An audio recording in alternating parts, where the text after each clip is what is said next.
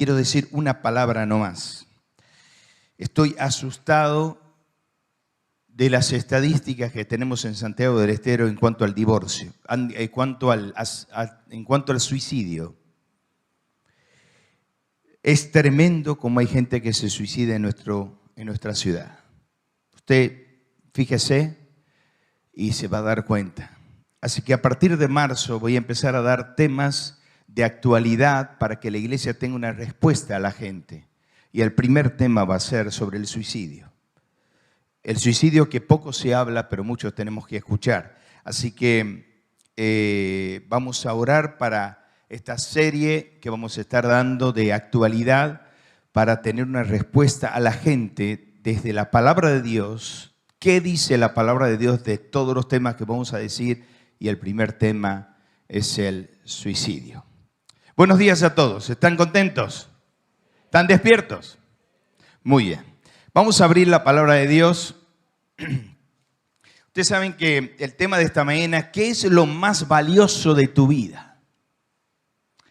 Y yo quiero que cierres de una forma metafórica tus ojos y te preguntes, ¿qué es lo que nunca estarías dispuesto a perder? Y si tuvieras que perderlo todo, excepto una cosa, ¿qué escogerías guardar? ¿Cuál es lo que más o qué es lo que más valoras en tu vida? Tal vez uno me diga, lo que más valoro en mi vida es mi salud, es mis años. Bueno, quiero decirte en esta mañana que cuando yo te pregunte cuántos años tienes, vos no me tenés que decir como yo, como Jorge, que cumple años hoy, un aplauso para Jorge, cumpleaños hoy. Si yo le pregunto a Jorge cuántos años tiene, él me dice 72. 57. Si él me dice 57, no son 57 años. Si yo le pregunto a Jorge cuántos años tiene, él me tiene que decir cuántos años le quedan. Porque los que tiene ya pasaron. La pregunta es, ¿cuántos años me queda de vida? 5, 7, 10. Con voluntad de Dios y viento a favor. 15. ¿Qué valoras en tu vida? Vamos a la Biblia. Nos ponemos de pie. Vamos a ver qué valoraba Pablo. Hoy nos toca capítulo 3 para estudiar y caminar en este hermoso capítulo. Dice la palabra del Señor en Filipenses 3:1. Por lo demás, hermanos, gozaos en el Señor. A mí no me es molesto escribiros las mismas cosas y para vosotros es seguro. Verso 2. Guardaos de los perros, guardaos de los malos obreros, guardaos de los mutiladores del cuerpo, porque nosotros somos la circuncisión, los que en espíritu servimos a Dios y nos gloriamos en Cristo Jesús, no teniendo confianza en la carne. Aunque yo tengo también de qué confiar en la carne. Si alguno piensa que tiene que confiar en la carne, yo más. Circuncidado al 8º día, del linaje de Israel, de la tribu de Benjamín, hebreo de hebreos, en cuanto a la ley, fariseo, en cuanto al celo, perseguidor de la iglesia, en cuanto a la justicia que es en la ley, irreprensible. Pero cuántas cosas eran para mi ganancia, las he estimado como pérdida por amor de Cristo. Y ciertamente aún estimo todas las cosas como pérdida por la excelencia del conocimiento de Cristo Jesús, mi Señor, por amor del cual lo he perdido todo y lo tengo por basura para ganar a Cristo y ser hallado en Él, no teniendo mi propia justicia que es por la ley, sino la que es por la fe de Cristo, la justicia que es de Dios por la fe. Verso 10, a fin de conocerle y el poder de su resurrección y la participación de sus padecimientos, llegando a ser semejante a Él en su muerte, si en alguna manera llegase a la resurrección de entre los muertos. Padre, en esta mañana quiero que tú hables a nuestras vidas. Imposible estar a la altura de este pasaje, pero quiero que tú me des la gracia para explicarlo, para enseñarlo, para estudiarlo. Sin ti nada puedo hacer, oh Dios. Háblame para que pueda hablar. En nombre del Señor Jesús oramos. Amén. Es apasionante cuando uno mira y lo lee a Pablo, es imposible no conmoverse. Porque Pablo lo que hace es, va tirando cosas de secretos de su vida. Nos va enseñando cómo vivir. Nos va dando secretos, tips para poder vivir. Nos está dando el secreto de su victoria, el autor de las 13 cartas. Y lo primero que hace, él es un gran pastor, pero gran pastor. Yo lo miro a Pablo y digo, Señor, ayúdame a ser el 0,1% de lo que era Pablo. Pablo era un gran protector como pastor. Entonces él empieza diciendo, por lo demás, gozaos en el Señor, no se olviden, esta es la número 14 veces de las 16 veces que dice, tienes que gozarte en el Señor por más que estés pasando por pruebas. Gozate en el Señor. Y dice, gozate. Y a mí no me es molesto repetir las cosas. ¿Por qué? Tienes que guardarte de los perros. Tienes que guardarte de los malos obreros. Y tienes que guardarte de los mutiladores del cuerpo. Ahora, las 3 calificaciones que Pablo le da es lo mismo. Está hablando de los judíos. Los judíos le llamaban a los gentiles perros. El perro no es el perro de hoy.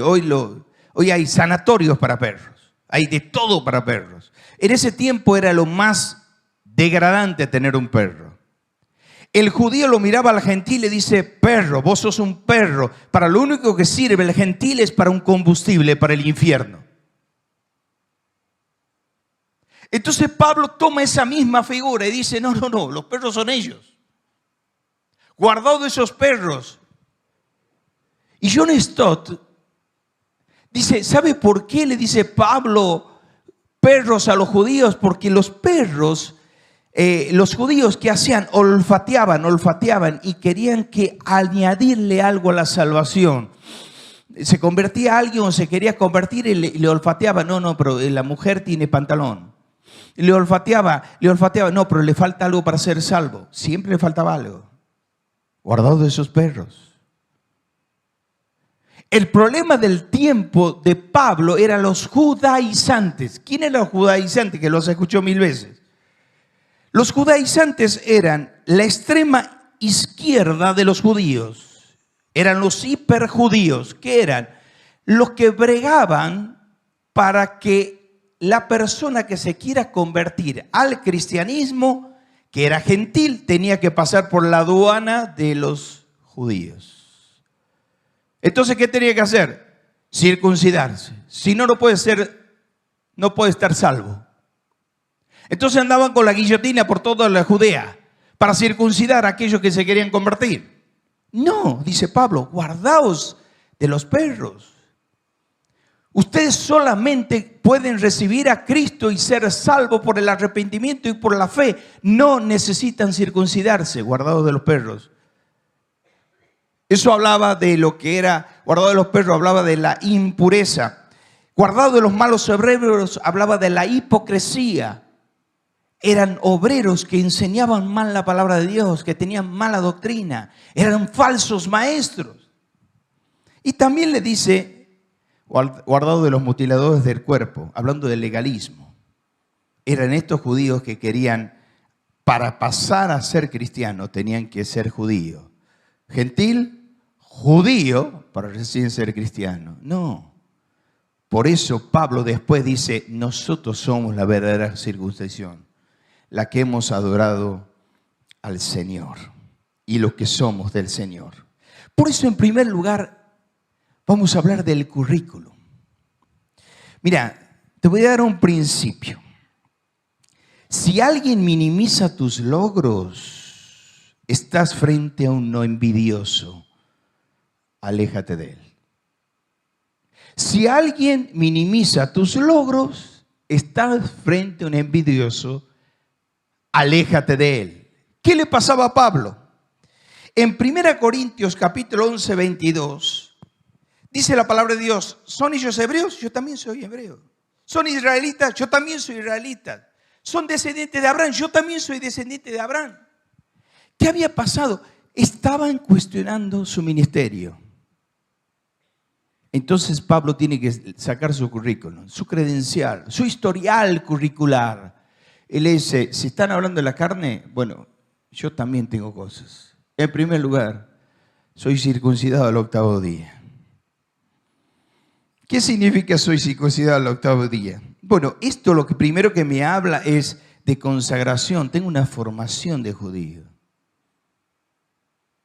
Mis padres eran muy espirituales, muy judíos. No me circuncidaron ni al 7º, ni al 6º, ni al 5º día. Me circuncidaron como la ley judía decía, 8 días. A los 8 días me circuncidaron, como Génesis 17, 22. Pero no solo esto, me habla de la nacionalidad, porque dice la identificación, era del linaje de Israel. Yo soy del linaje de Israel. Yo tengo un raigambre judío. No cuestione mi ministerio.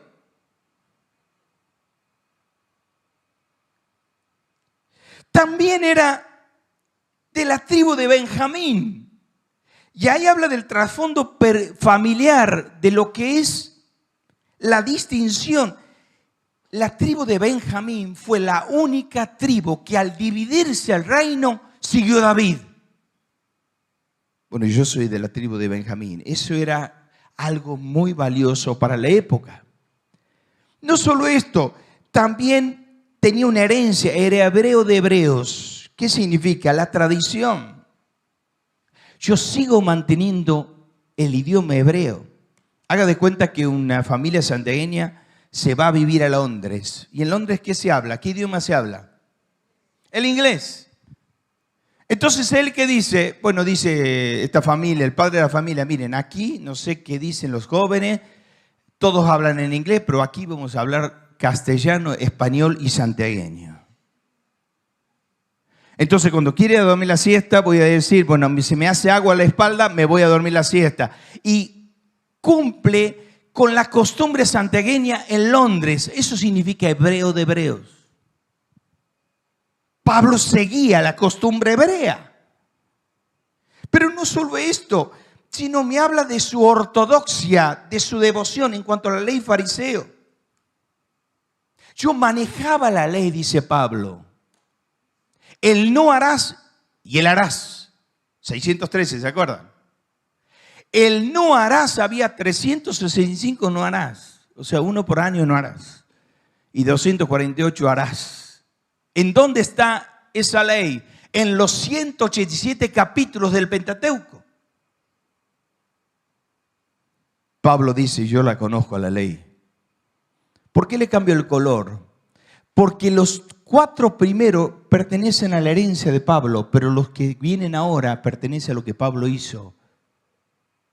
Pero no solo esto. Me habla de la pasión, la actividad en cuanto al celo perseguidor de la iglesia. Yo perseguí a la iglesia, los maté. ¿Y cómo termina? Con la moralidad en cuanto a la ley irreprensible. Pablo no está diciendo yo no tenía pecado, no, yo tenía pecado, pero trataba de ser irreprensible. Ay, hermanos queridos, miren, dice Francis Chan.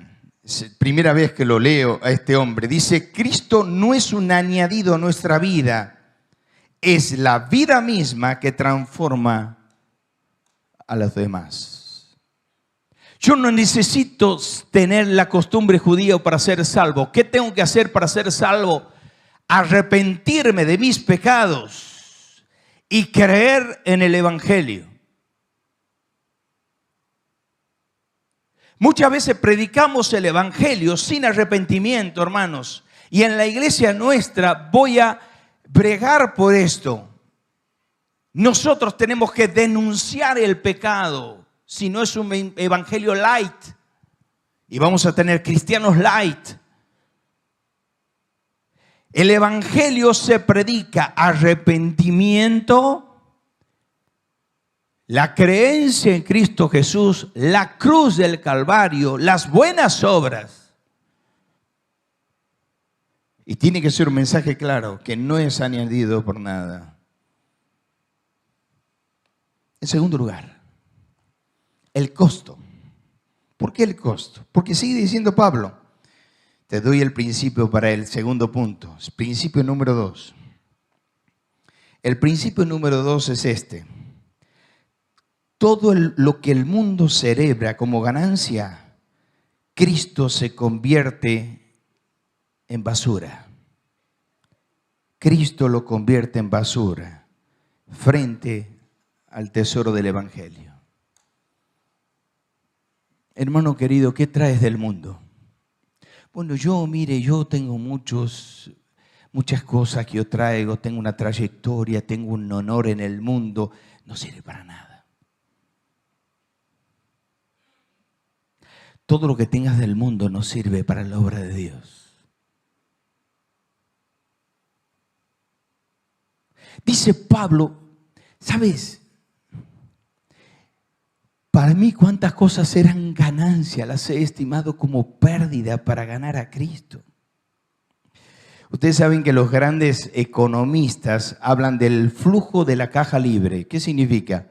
Una vez que una empresa ha pagado todas sus deudas y todos sus impuestos, el flujo de la caja libre es lo que le queda. Y ahí se da cuenta la salud económica de la empresa. ¿Cuánto queda? Él sumó todo lo que acabo de decir, circuncidado al octavo día, hebreo de hebreo, en cuanto a la ley farisea, y dice, esto va a la basura, por amor a Cristo. Basura allí la palabra es desecho, hay que tirarlo, no sirve para nada. ¿Qué dice Juan 3? Lo que es nacido de la carne, carne es, lo que es nacido del Espíritu, Espíritu es. Hermano, los logros que has tenido en el mundo no te sirven para la obra de Dios. Y yo tengo que entender que debo valorar en mi vida, no, y esto yo le hablo del corazón, mi hermano, yo no puedo hablar si no hablo con el corazón, porque a mí me pasa. Yo lucho con esto. Yo la lucho a esto.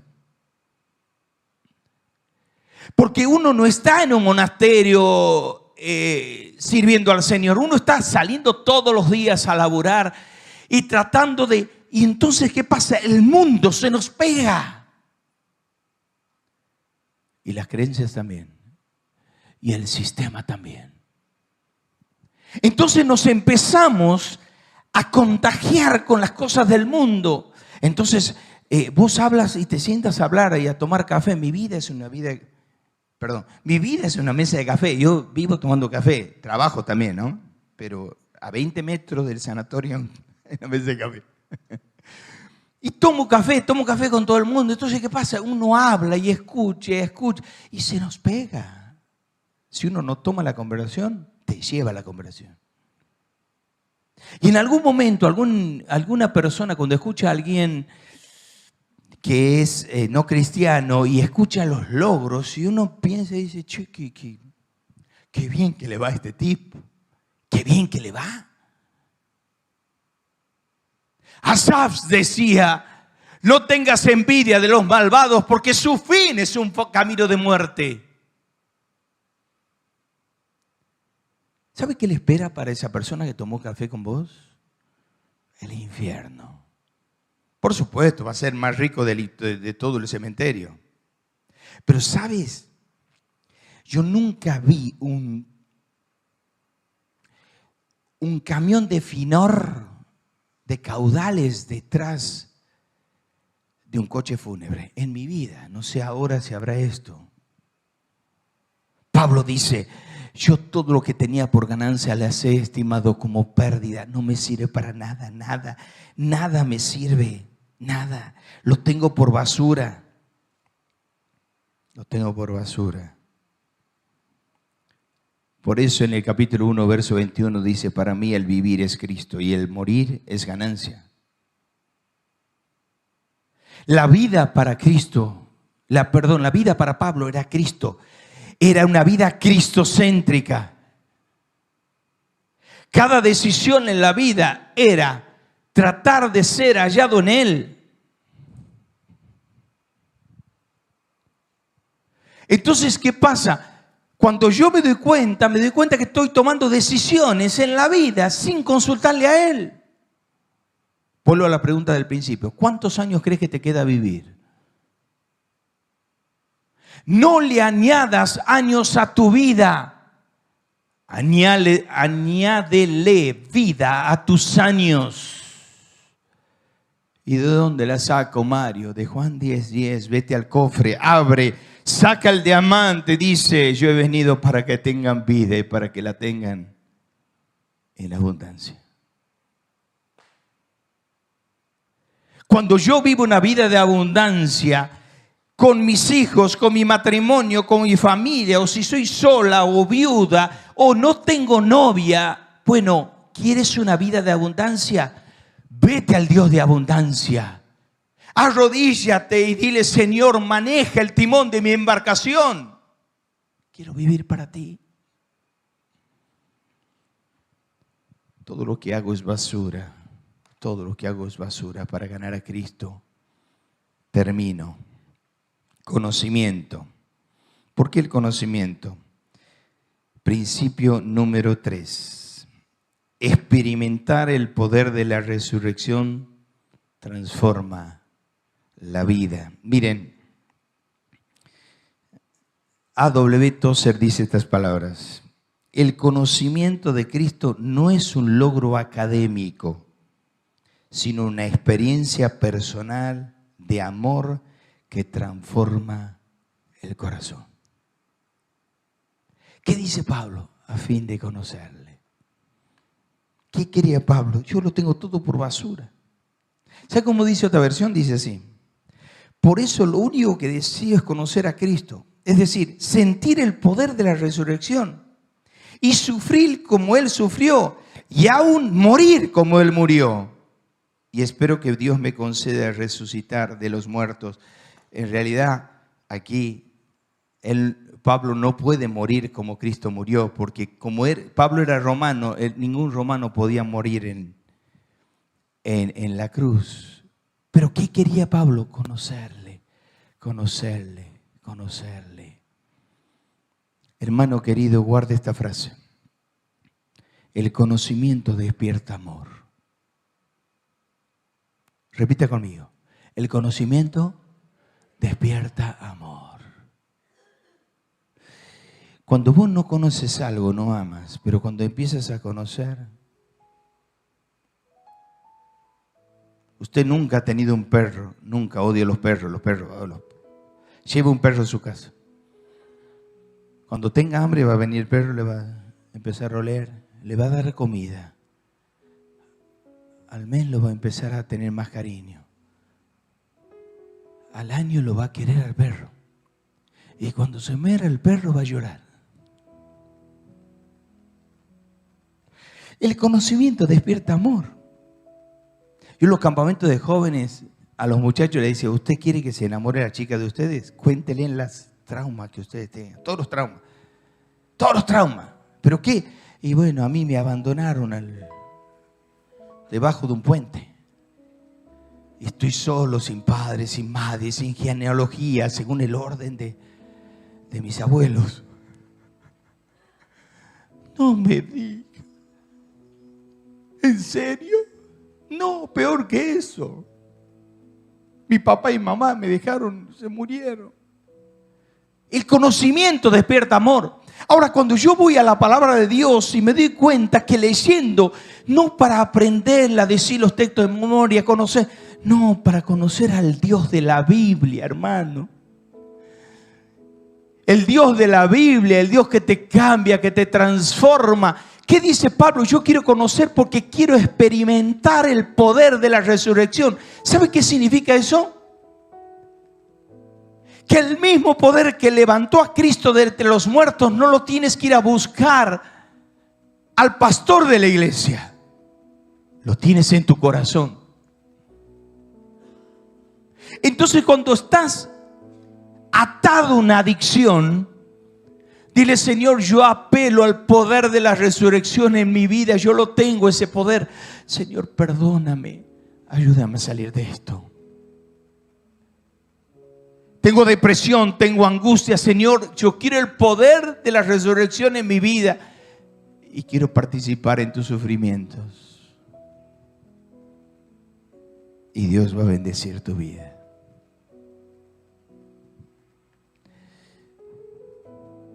Antes de primer tip. El primer tip es: analiza en qué confía para tu salvación. Analiza. Fíjate si sos salvo. En serio te lo digo. Muchos hijos de ellos, tengo miedo que no sean salvos. Aprende a abrazar la cruz, considerando basura lo que antes era ganancia. Tercer tips: aférrate al poder de la resurrección. Quiero terminar con esto. Mire este hombre. ¿Quién es? Billy Graham. Ustedes saben que Billy Graham fue el hombre que me marcó mi vida. En mi tiempo, yo tenía 18, 19 años, yo me veía todas las predicaciones de él. Todas las predicaciones. Y escuchaba cómo él predicaba, y escuchaba cuando venía la gente y se convertía a Cristo, y yo lloraba y miraba y quería ser como Billy Graham. Tenía 18 años, yo quería ser como él y quería ser como él. Y un día escuché una entrevista de él, que él decía que cuando él se arrodillaba a orar en su cámara secreta, Dios le hablaba y sentía el poder de Dios. Yo me iba a la cámara secreta, Pellegrini 13, altos, sin aire acondicionado. Me arrodillaba, me daba sueño. No me llamaba por teléfono porque no tenía celular. Tenía ganas de entrar al baño. No me hablas, Dios. Pero si Billy Graham dice que todo el cielo estaba dependiente de él, ¿por qué yo no? Hasta que un día leí una frase de él: el secreto de la vida es la vida secreta. Empecé a tener vida secreta con Dios. Y empecé a tener más tiempo de comunión y orar más, y orar más, y orar más, y orar más. Y empecé a sentir de alguna manera lo que Billy Graham sentía. Hermano querido, te voy a hacer una pregunta para terminar y mírame bien a los ojos.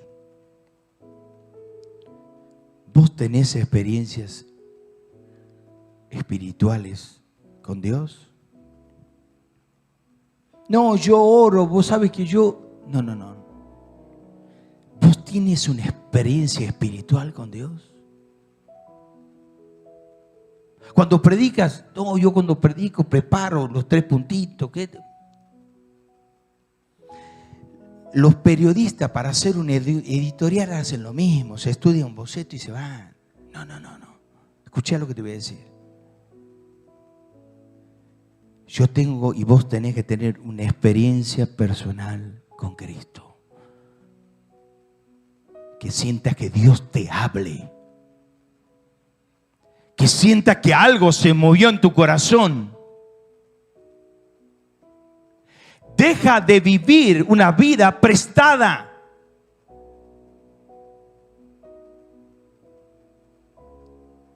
Estas vacaciones leí un libro que me cambió la vida. Y saben, mis hermanos, esta conclusión saqué: somos mercaderes de verdades no sentidas. Tomamos a la mercadería, el mercader, el que trae la mercancía. Somos mercaderes de verdades de la palabra de Dios que llevamos, pero no la sentimos.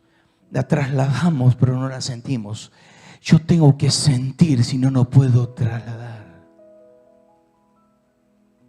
La predicación es la palabra pasada por el predicador. Si yo diserto de arriba, si doy una cosa académica de arriba que no me llega ni a mí, no le va a llegar a la gente. Vuelvo a preguntarte: ¿tienes una experiencia personal con Dios? Vamos a orar de dos en dos. Y como iglesia le vamos a decir: Señor, queremos conocerte más. En este 2025 queremos conocerte más. Queremos vivirte más, oh Dios. Queremos ser una iglesia espiritual. Queremos que tú desciendas sobre nuestra iglesia con un avivamiento en este 2025. Queremos ser transformados por el poder de la resurrección.